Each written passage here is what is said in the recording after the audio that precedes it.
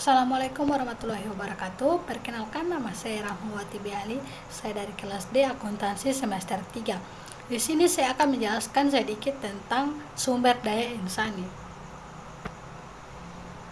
Yang pertama yaitu bekerja dan bekerja. Pada umumnya, lebih separuh usia produktif manusia dihabiskan di tempat kerja. Bagi Islam, bekerja adalah suatu kewajiban. Setiap muslim yang mampu bekerja harus bekerja karena hal itu adalah juga tanggung jawab moral terhadap masyarakat dan dirinya sendiri. Kuatnya dorongan untuk bekerja ini sehingga bagi mereka yang melakukan suatu pekerjaan, pahalanya sama seperti orang yang melakukan ibadah. Dari literatur konvensional, bekerja juga mendapatkan penekanan penting, misalnya menuntut kasio.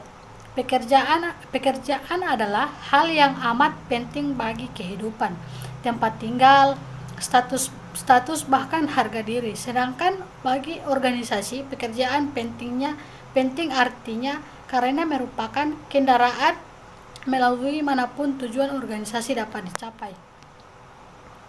Yang berikutnya yaitu pendekatan Islami dalam pengelolaan sumber daya insani. PSDI atau dalam terminologi lama disebut manajemen sumber daya manusia, mengenal adanya beberapa pendekatan yang diimplikasinya dalam perlakuan terhadap para karyawan. Misalnya pendekatan manajemen yang beranggapan bahwa keberadaan bagian SDI adalah untuk melayani para manajer dan karyawan melalui keahliannya. Pada akhirnya, kinerja dan kesejahteraan setiap pekerja adalah tanggung jawab bersama. Dari atasan langsung pekerja dalam bagian SDI. Pendekatan Islami harus dipelajari karena pada dasarnya pendekatan ini sangat sederhana. Yaitu menghadirkan Tuhan yang Maha Adil dan setiap tindak perbuatan dan dalam keputusan terkait dengan kerja dan pekerja. Pendekatan ini dilaksanakan dengan benar atau berlaku universal karena memang Islam datang dengan membawa rahmat bagi semesta alam. Yang berikutnya yaitu 4 pijakan dasar. 4 pijakan dasar dalam pengelolaan SDI adalah sebagai berikut. Yang pertama, Abdul dan Khalifah. Yang kedua, konsep adil. Yang ketiga, tujuan organisasi dan tujuan individu SDI. Yang keempat, acuan dalam mengelola SDI atau karakteristik Rasulullah. Yang berikutnya yaitu perubahan dalam dunia kerja. Sejak manusia ada di dunia, sejak itu pula kerja dilakukan.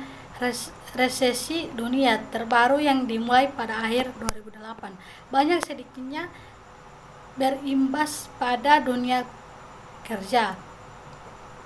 Yang selanjutnya yaitu tujuan pengelolaan sumber daya insani dari perspektif Islam. Secara umum, tujuan dari pengelolaan sumber daya insani adalah meningkatkan kontribusi produktif sumber daya insani pada organisasi dengan cara yang bertanggung jawab dari sisi strategi, etik, dan sosial.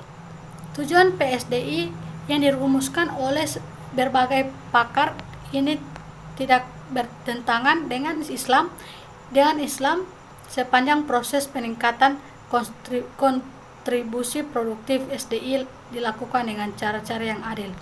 Yang terakhir yaitu kerangka pemikiran. Semua manusia ini bukan siapa-siapa, apakah ia CEO ataupun hanya OB. Ia adalah abdi Allah Subhanahu wa taala, makhluk yang tunduk dan harus patuh pada perintahnya. Dalam tugas kekhalifannya, Allah memerintahkan mereka untuk memelihara kehidupan dan meningkatkan kemakmuran di muka bumi ini. Sekian itu saja yang saya dapat sampaikan. Mohon maaf bila ada kesalahan, mohon dimaafkan.